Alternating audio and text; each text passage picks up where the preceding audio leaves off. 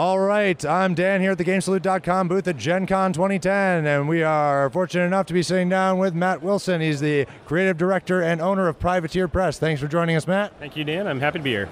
And we had a few things to talk about here and show off from Privateer's catalog.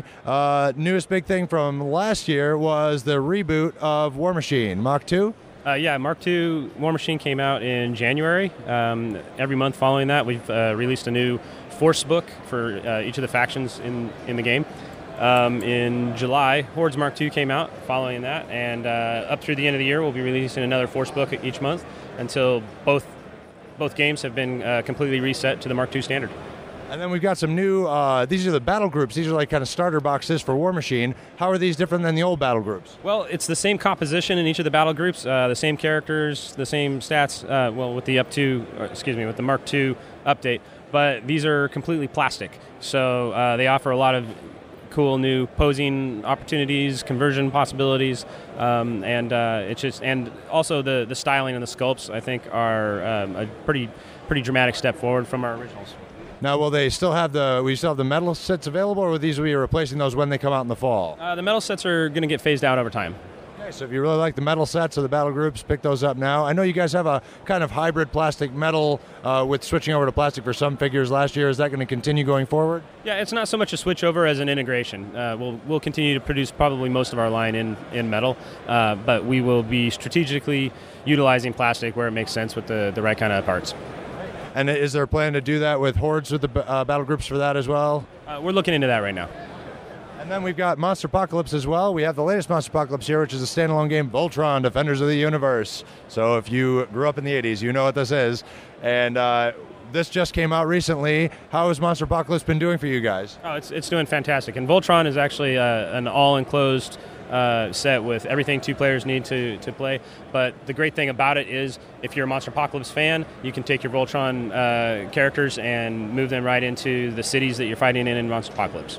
Now, I know we talked last year that you were thinking about doing, this is the first licensed Monster Apocalypse product. There were talks about possibly doing some more. Do you have anything that's in the works that you can announce, or? Well, right now we've had a lot of new developments around Monster Apocalypse that will definitely influence what we do in the future, so there's not too much we can say, but with the pending DreamWorks movie, it's resetting our strategy.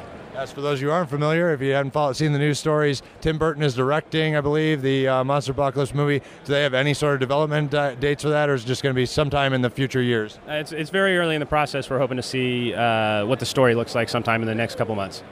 Excellent. And we also had coverage. We have video other places on the site about the War Machine video game that was announced last year at Gen Con. This year you had some development videos and some actual gameplay videos. How's that process coming along? It's fantastic. I couldn't be happier about what is going on with the video game, seeing it grow day by day, and now after a full year, what they've managed to achieve gives me a lot of hope for what we're going to see in the future. And do they have any updated kind of timeline? Obviously, video games, you don't really announce release dates because they'll just get pushed back. But it seems like from what we saw in the videos that it's very, they definitely have their tech demos all up and running. So it's moving right along. In just a year, they have all that up and running now. Yeah, they've done a tremendous amount of work in a year. It's definitely too early to even speculate on any kind of release date. But I know they're moving forward. They're very aggressive about completing this project as soon as possible with the quality that everybody wants to see. Perfect. So, privateerpress.com is the website. We have War Machine, Hordes, Monster Apocalypse, the Bodgers games like Scrappers. We've got Grind, and then of course all of the P3 line, No Quarter Magazine. Yeah. Infernal Contraption, that's still around, right? Well, actually, Infernal Contraption's been out of print, but let me tell you, we're getting a lot of demand for it right now, so I think we may see a new printing of that pretty soon. Is there a chance you might put the expansion and the core game back into in a single box, or just reprint them each separately? It's a possibility. We had some ideas for changing it up and actually changing the way the game is played a little bit without, let's see, how do I say this? There may be a simplification to it that helps things move even faster and makes it a little bit more portable, but it's still the same fun game. And do you have any other standalone Bodger games in development? Or? Oh, yeah, we've actually got several in the queue. Excellent. Well, thanks very much for joining us, Matt.